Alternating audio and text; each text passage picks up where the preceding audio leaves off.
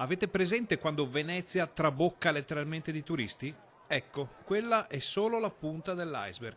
Già, perché in un modo o nell'altro l'immenso flusso di visitatori deve arrivare nella città lagunare e deve potervisi muovere.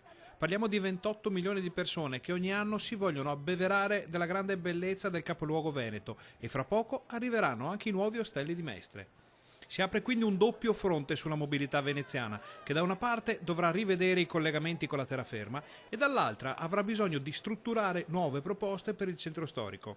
Un pacchetto di idee e suggerimenti arriva dalla Filt CGL, che sottolinea come il contesto sociale ed economico veneziano sia profondamente cambiato negli ultimi anni. Per affrontare il problema del trasporto pubblico nella città di Venezia, con il grosso afflusso turistico, pendolare, le spiagge, è necessario affrontare con una modifica complessiva del sistema di trasporto e non con interventi a tampone così come stanno facendo.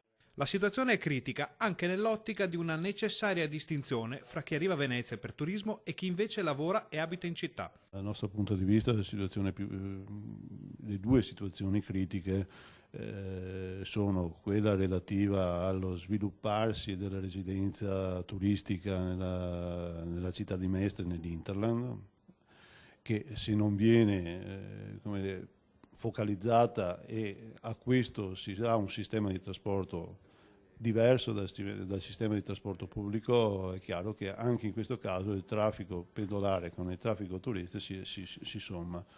La seconda è come si affronta il weekend nel centro storico. Noi pensiamo che vada affrontato con una separazione di flussi netta, utilizzando gli steward che il Comune di Venezia ha assunto. Ecco quindi le proposte della sigla sindacale. Iniziando dal collegamento tra Mestre e Venezia, nuovi collegamenti con le isole e una separazione dei flussi, e pensiamo che siano proposte innovative che vanno incontro alla domanda di trasporto che Venezia ha e alla separazione tra il flusso pendolare, i cittadini veneziani, i turisti e appunto il traffico balneare.